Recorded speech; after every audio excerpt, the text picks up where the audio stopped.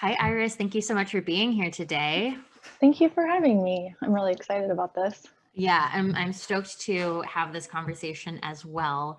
For people who aren't familiar with you or your work, can you give them a little bit of history, like who you are, and then also your history with food and body image and how you got into being a trauma professional? So, right now, I am a trauma coach. I practice something called the Neuroaffective Relational Model, or NARM. And I use that for working with self sabotage, complex trauma, and eating disorders and disordered eating specifically.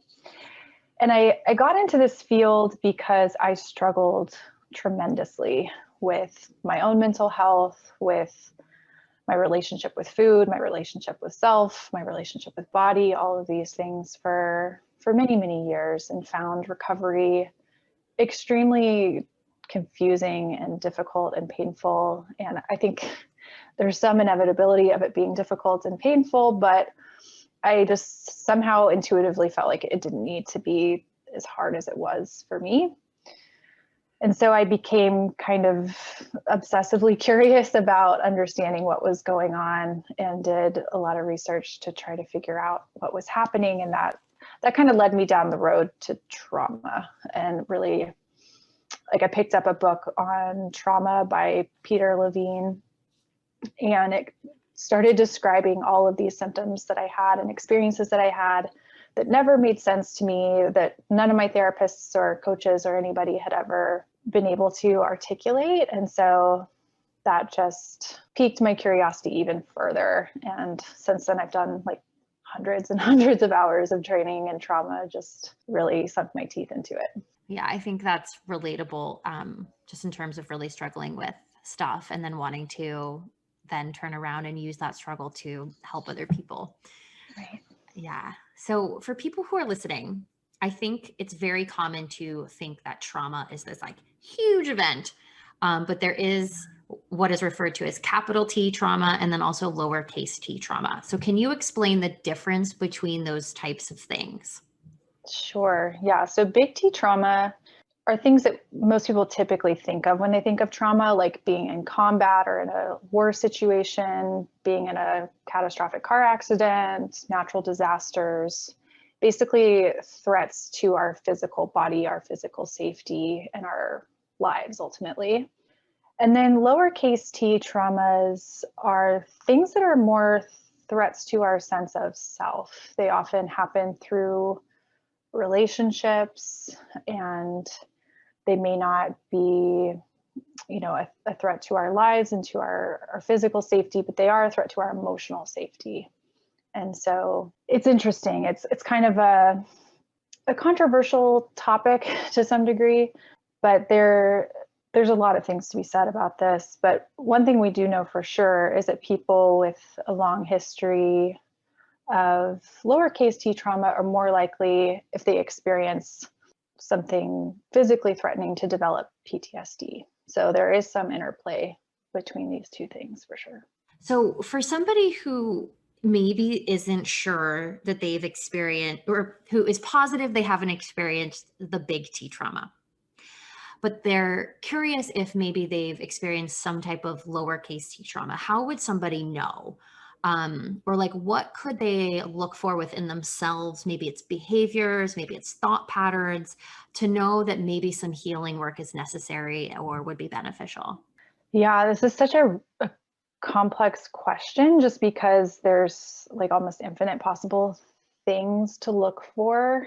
But I mean, I would say generally speaking, if you're moving through your life and you're not experiencing a ton of resistance, if you're not self-sabotaging, if your relationships are healthy, if you're generally able to pursue the things that you love and like find fulfillment, the need to go digging around for past trauma just seems sort of unnecessary.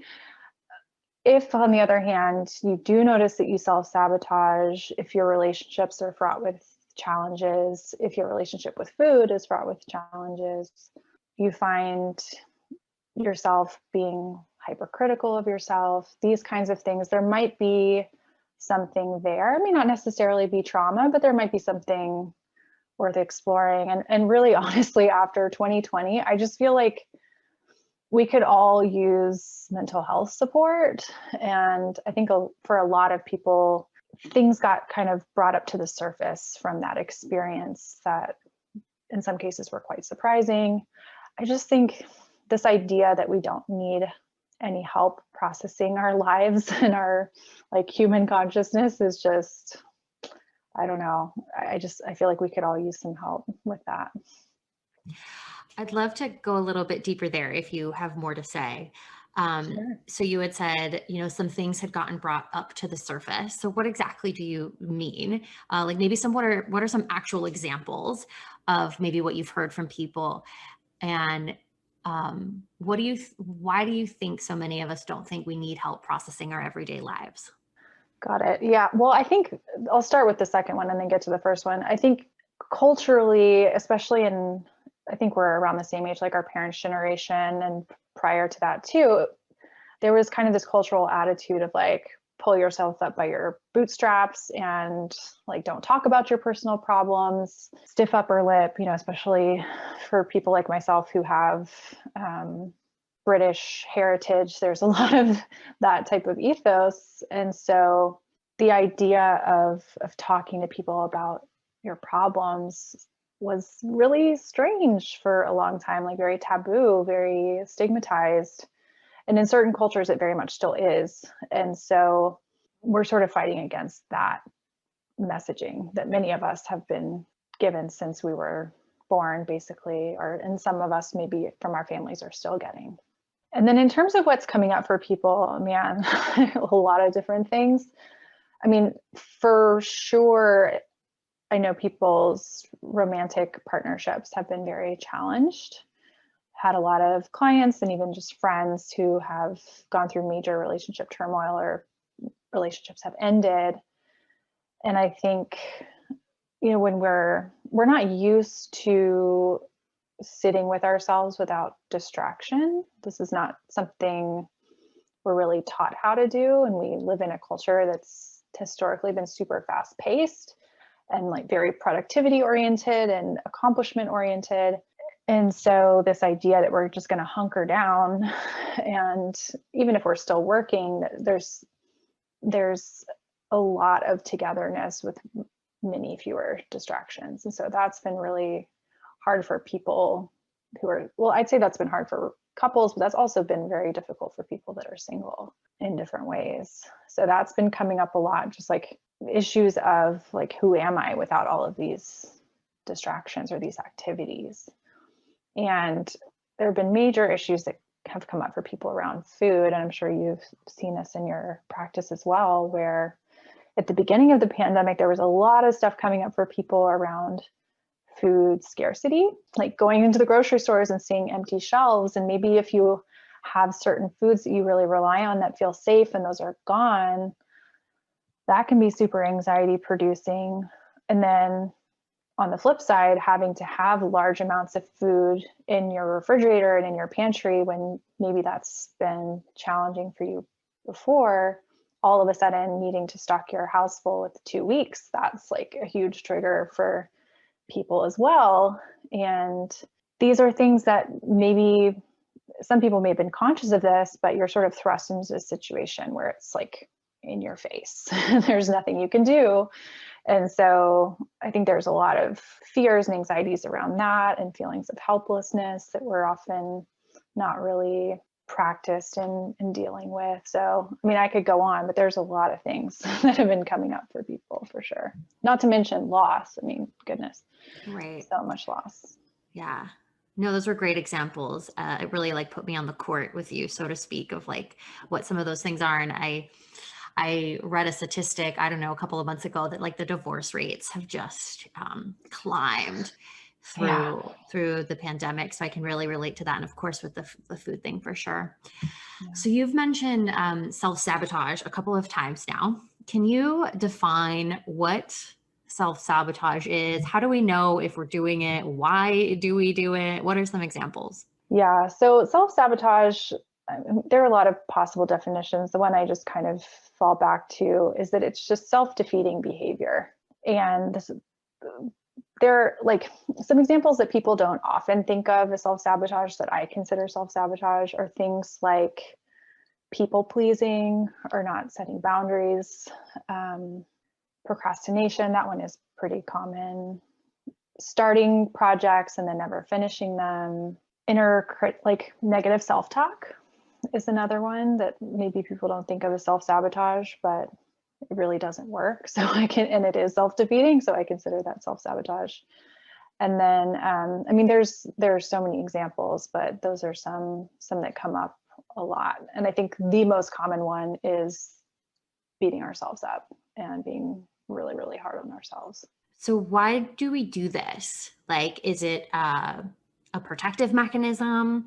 Are we doing it because it's a lack of self-worth? Like, what might be some of the reasons why somebody would engage in these self-defeating behaviors? Was that the right words? Self-defeating Sure. behaviors? Yeah.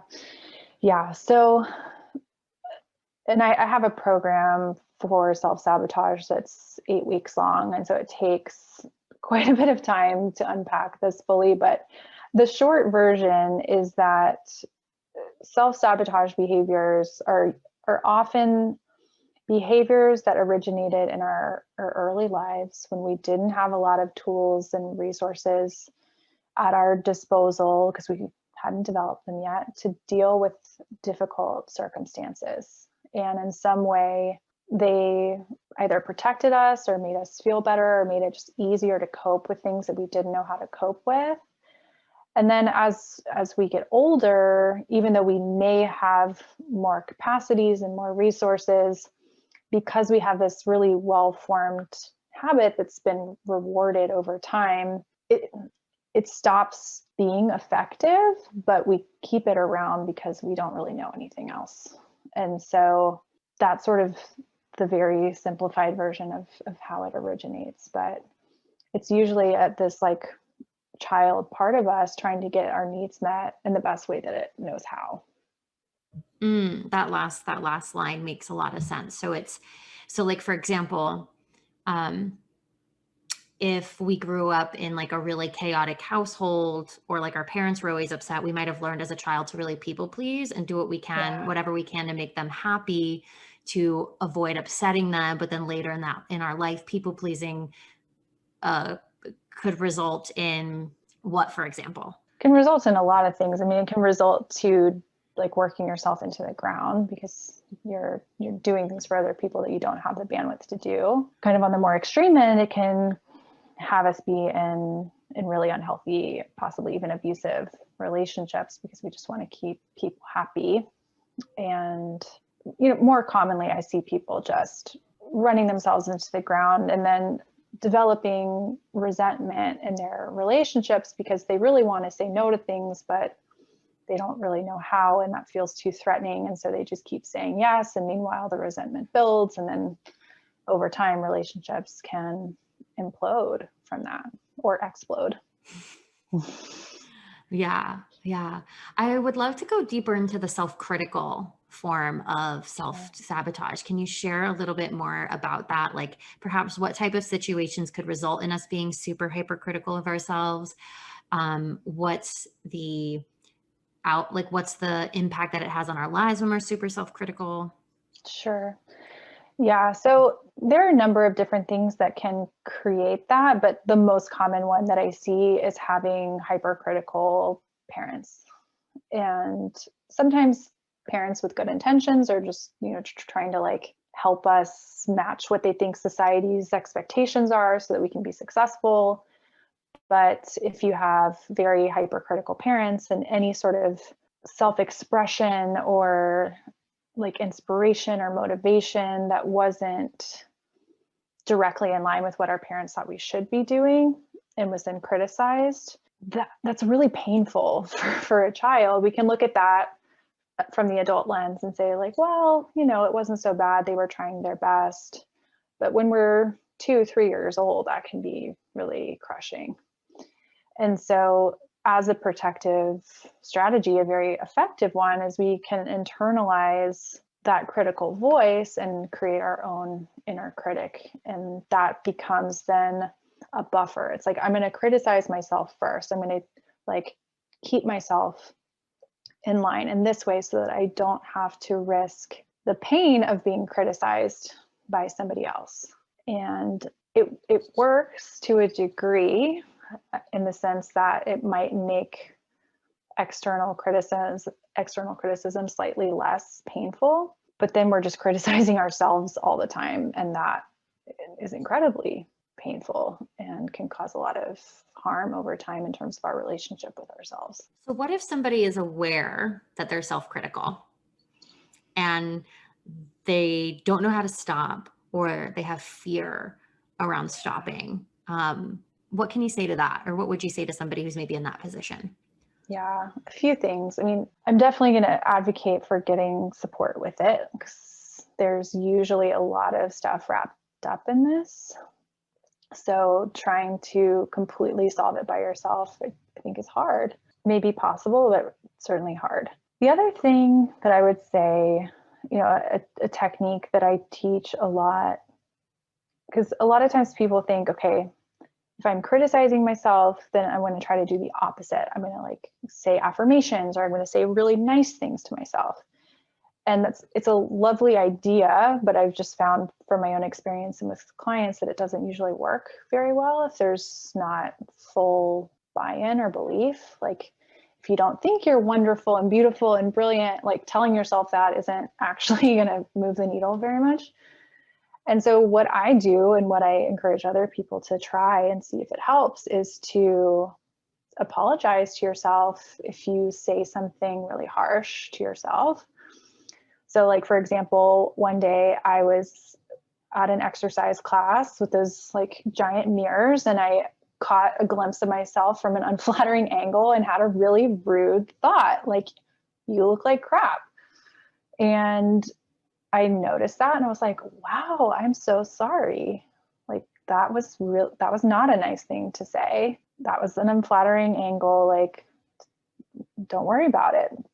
And I was able to just be more neutral with myself. And from that day onward, I started doing that because it really worked. Because ultimately we do have a relationship with ourselves, and the way we speak to ourselves is a huge part of what creates either a healthy or a challenging relationship. So just noticing if you say something harsh, apologizing, and then if there's something positive that you actually believe, great, you can tack that on, or just saying something a little bit more neutral, like, you're trying the best you can, or something along those lines can go a long way.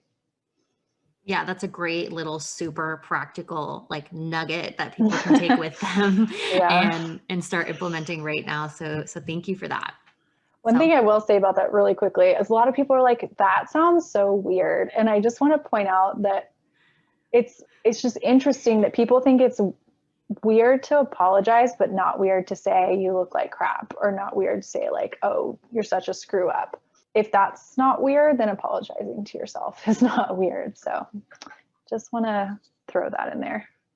yeah, so kind of building on that. Thank you for that, by the way. Yeah. It's a good question to be like, it's not weird to tell yourself that you're a piece of crap. Like, I loved Yeah. that. So how can telling ourselves that we're not good enough be a way to protect ourselves? So maybe there's something here that's connected to the self-critical voice as self-sabotage. But I do remember you posting something on Instagram about how telling ourselves we're not good enough can be a way to protect ourselves. Yeah, there's a couple different ways. The first one that's a little bit easier to dig into is that if we're constantly telling ourselves that we're not good enough, just like foundationally not good enough, it usually stops us from trying, which is a way, in a sense, to protect us from failure. It's like, if I'm not good enough, then obviously I can't go start a business because I'm going to fail because I'm not good enough. So I'm just not even going to look into it. I'm not going to do the work. I'm just going to hang out here in my safe little comfort zone. And it works for that pretty well, in the sense that you probably won't fail in that way. And I guess the way I've sort of reframed it for myself, at least, is that if I'm always holding myself back, if I'm always telling myself I'm not good enough, then I'm failing myself in a way.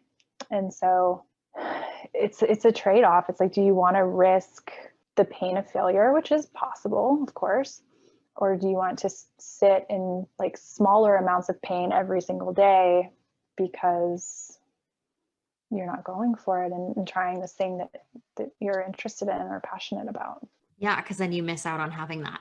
This reminds me of Right. Stephen Hayes, acceptance and commitment therapy. He talks about the pain of presence and the pain of absence.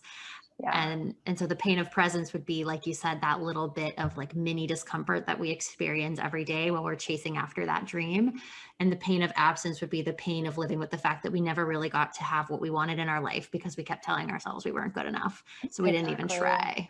Yeah, or even the pain, let's say you do go after it and it doesn't work out, like that can be really painful too. But it's like, it just seems like, and I talked about this in a slightly different context on Instagram as well, but it applies here. It's like, if we want to avoid pain and like shove everything down, it's sort of like paying $1 a day for the rest of our lives rather than paying one like $100 fine.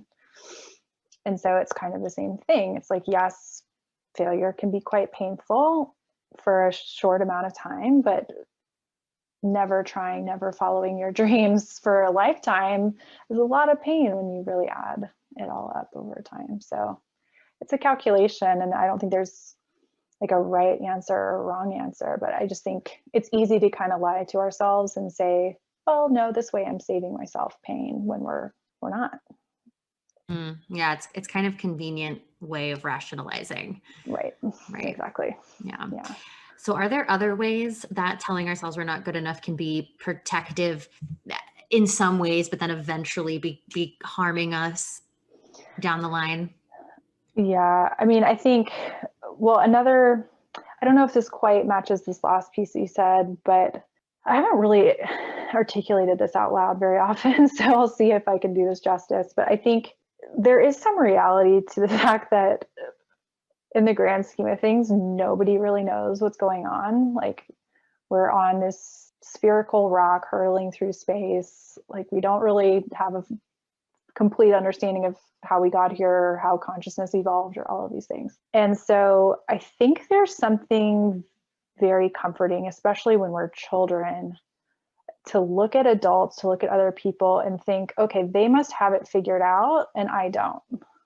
They must know more. They must have answers. They must have skills. They must have all of these things that we don't have, to kind of create a sense of security or safety.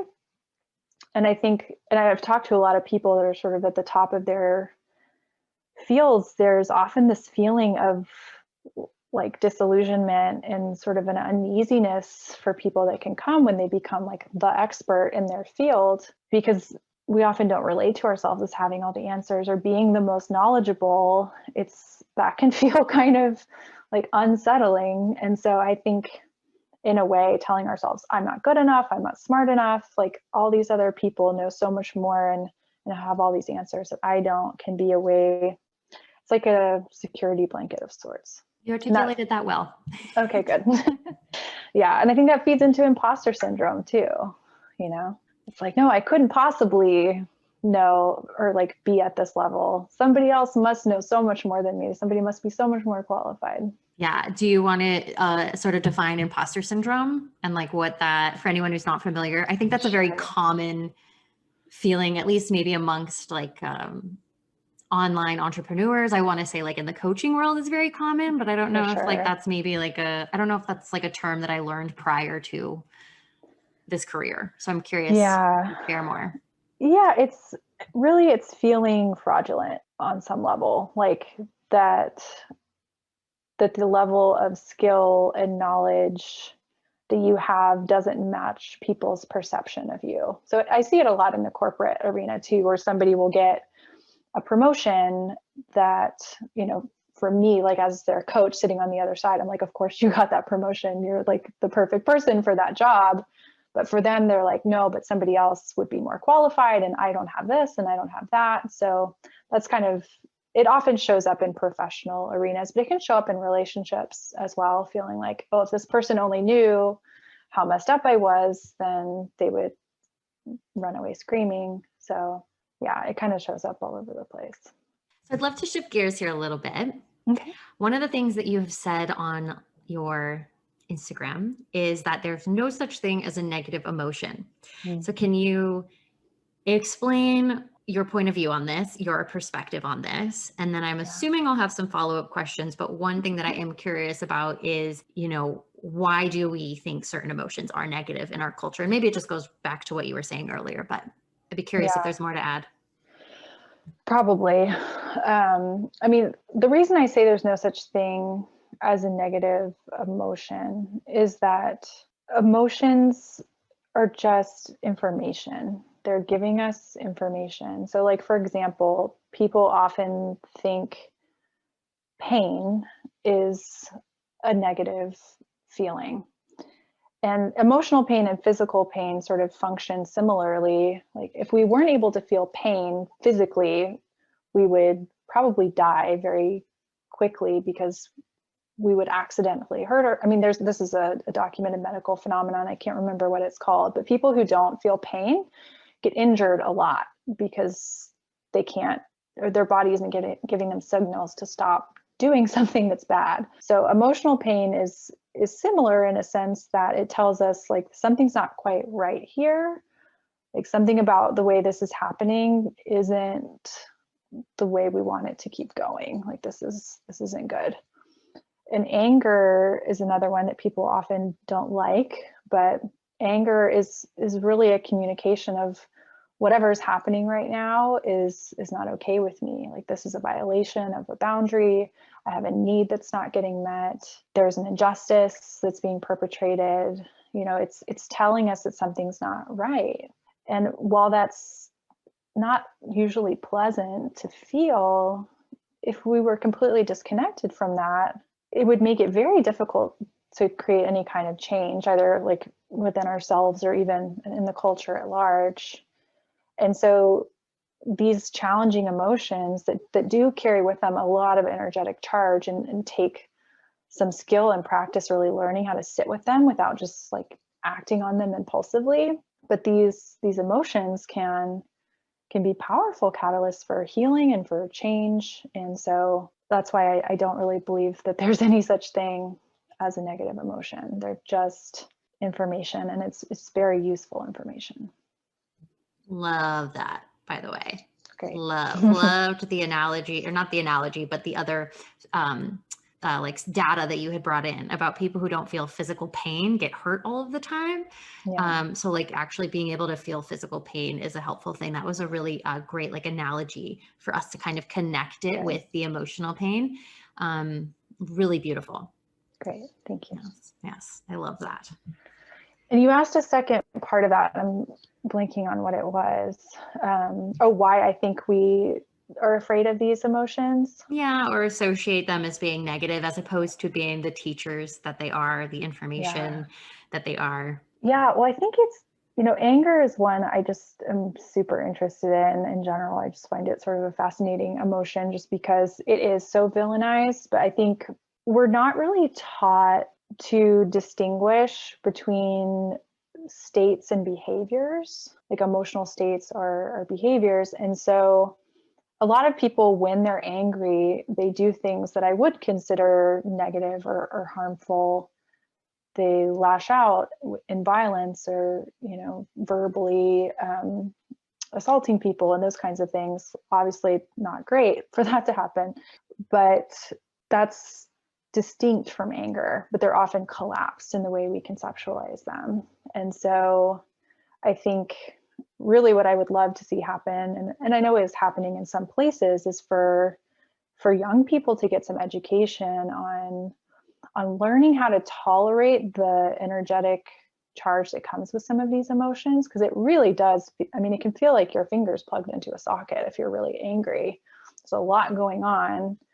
And if you don't have any skill or training or awareness that you have some control over what you can do with that, like there are healthy ways to channel that, then yeah, the default may be to act out in ways that are not helpful for you or for the people around you.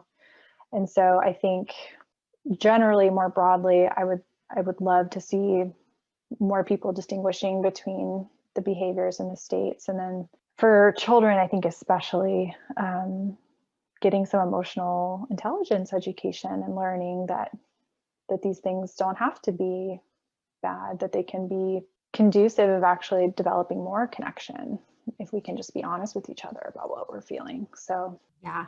Fingers crossed.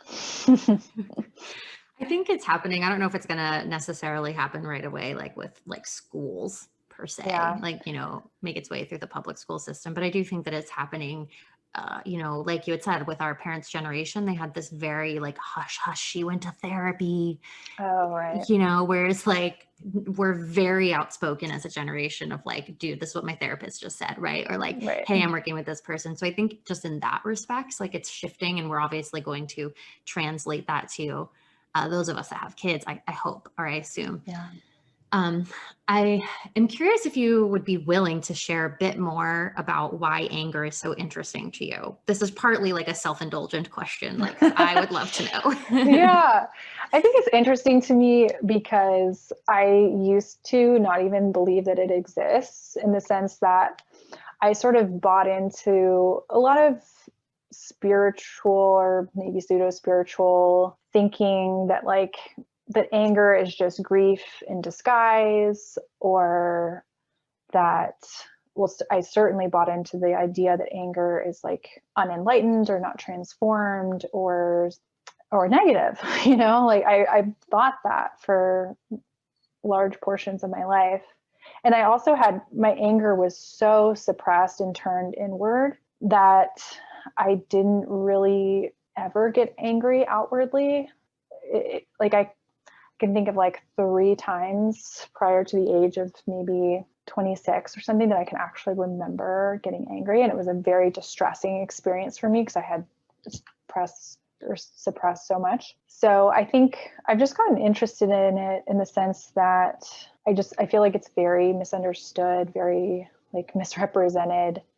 And I also am interested in it because like tapping into it and reclaiming it in a sense and being curious about my own anger just freed up so much bandwidth for me. Like I had no idea how much energy I was spending just like holding that all down. And so I just feel like, I mean, this is not the reason to do it, but it is true for me that my ability to just be productive has exponentially increased because I just am not exhausted all the time from holding all of that down. So yeah, I think there's a lot of potential, I guess, that comes with anger. I think, and we saw some of it this year. There were a lot of things to be angry about, and people started expressing that in bigger ways and in different ways. And some things have changed, that some things have changed that I don't think are positive, but some really have changed.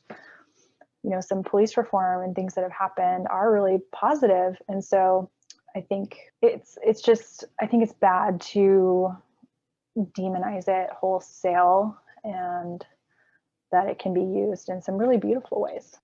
Yeah, I think anger can totally be challenged into social change or any type of positive change. Yeah. Would you be willing to share maybe what some of the things, and maybe that you have some practical tips for people listening, practical tips on how to meet your anger or express your anger or process your anger in a helpful, healthy, dare I say, productive way, as opposed to suppressing it or punching a hole in the wall, for example? Right. Yeah. Well, I'm glad you used the punching a hole in the wall example, because I actually, and I learned this the hard way, because I earlier in my coaching career, I went to a number of different workshops and things that really advocated for like unleashing it all at once and like beating things with pool noodles and stuff like that, which is kind of fun. But I actually, and there's a lot of evidence to support this, that can actually be quite destabilizing and flood your nervous system, especially if you're not used to expressing anger at all. And so the key to it is titration, or like baby steps, basically. I think really what can be, again, sound like a broken record, but I'm going to say it again anyway. getting some help with it, like talking to somebody, a professional about it, I think is very helpful, because it can feel like a lot. Like I said, it can feel like being plugged into a socket. It's a lot of energy. It can feel distressing to tap into that. And so trying to do that alone, I think it depends on what your past experience is.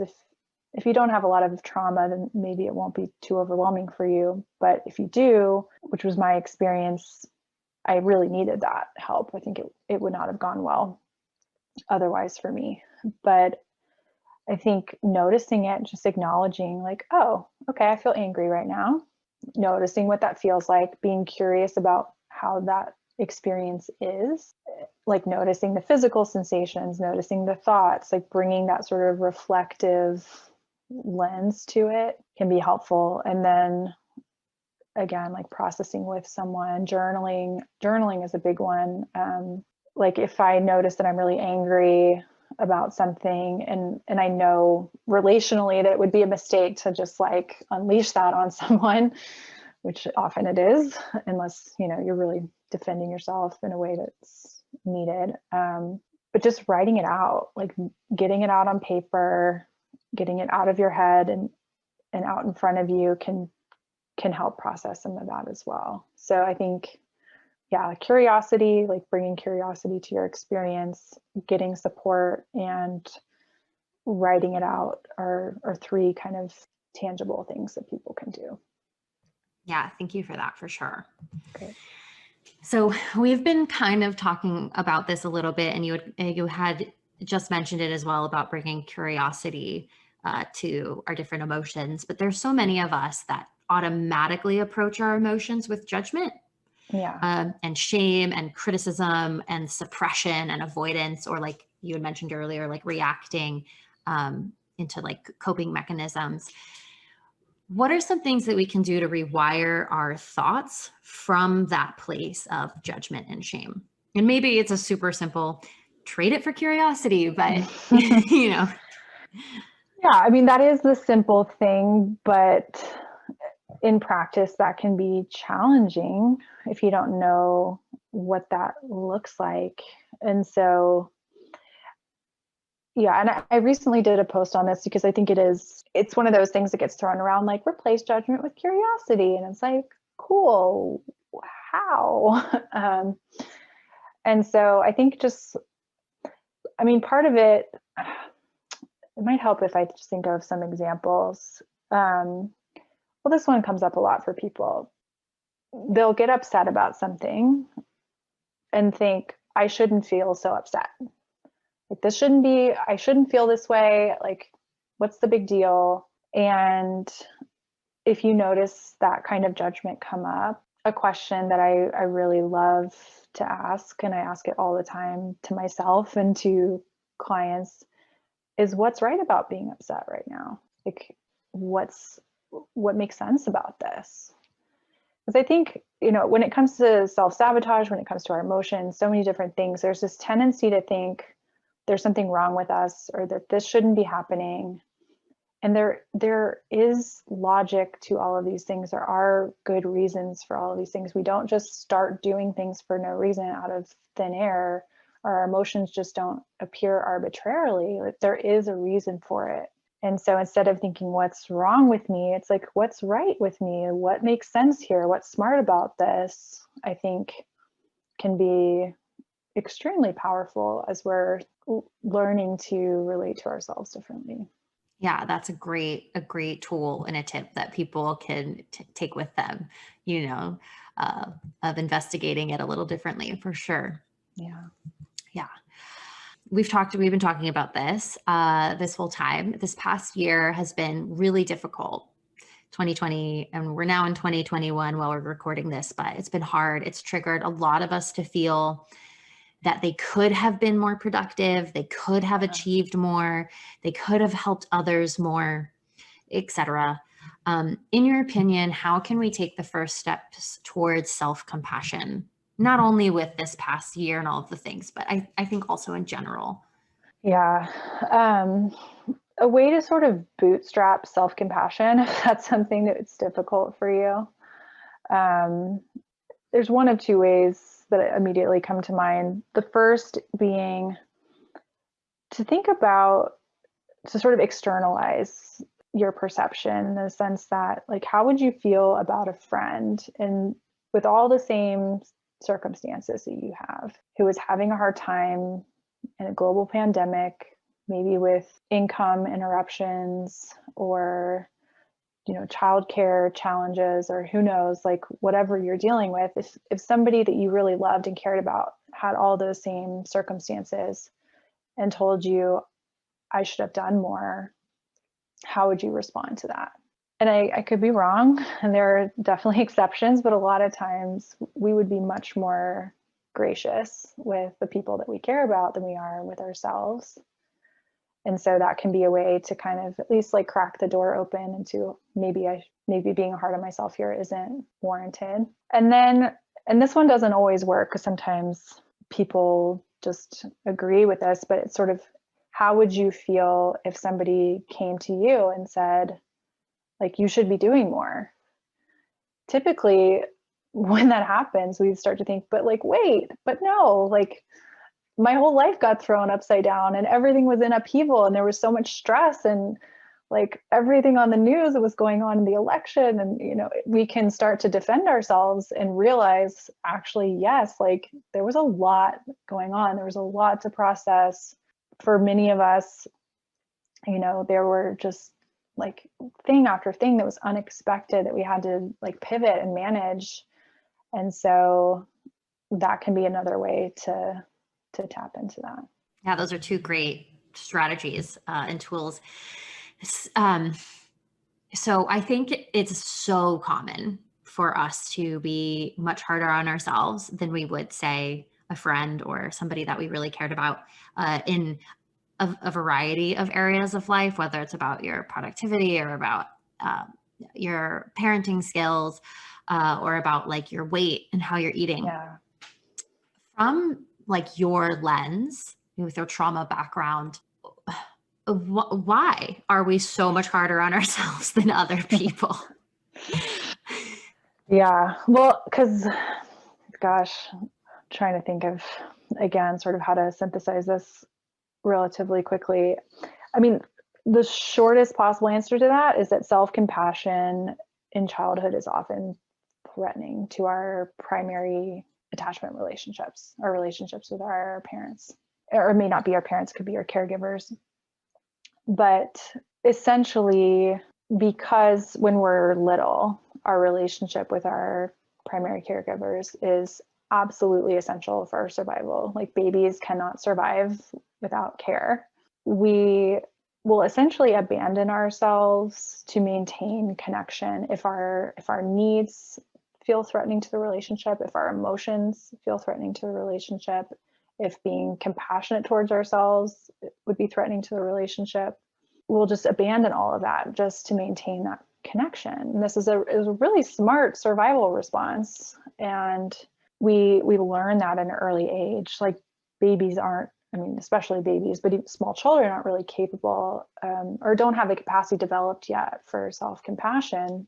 It's easy to like look at our parents and think that they have it all figured out together and that we're the bad ones. And that's not by accident. That has been a part of our survival strategy as a species for as long as we've been around, probably. And so once we get older and self-compassion is safer, because we still have that sort of well-formed pathway in our minds, it can be challenging to access. It can feel downright terrifying to access. So it takes some time and patience with ourselves as we start to cultivate that. That's very insightful. It makes a lot of sense. That why it could feel so hard or so scary, because you can, I think, with your intellectual adult brain, understand that self-compassion isn't scary, Right. and yet still really have that like a body response, those emotional sensations that this is scary, this is threatening, and not really fully understand why. Exactly. Well, and it also can trigger grief or rage or some other feelings, because let's say some really not okay things were happening in your childhood home. to really start to have compassion for yourself for that experience can bring up waves of grief that maybe have been held at bay, or rage that's been held at bay. And so self-compassion, the way I think about it, is that it's really like reconnecting to the self in a deep way. And there's a reason why we disconnected usually. And so I just say that to just, be patient with yourself and gentle with yourself if that's something that you're wanting to access, that it doesn't usually just turn on like a light switch. And so to just take baby steps with that. Yeah. This has been so great. We have two last little questions to Okay. wrap us up here. Okay. We're coming up on our hour time. What are you most excited about in life right now? Oh, what am I excited about? I mean, I'm very excited about the vaccine and just like, my grandma getting it. She's 90. So I'm very excited about that. I'm also, I don't talk about this on social media really, but my husband and I are trying to start a family, and I'm really excited about that. Oh, that's so exciting. I'm going to cry. Yeah, it's really, can't wait. Yeah, beautiful. I love that. So, Yeah. Iris, thank you for sharing your wisdom and your heart with us, and so many practical tools that people can take away. I really feel like this was a gem-packed episode. If people want to learn more about you, I know you had mentioned your 8-week program, Bloom, but if they want to connect with you, learn more, where should they go? How can they find you?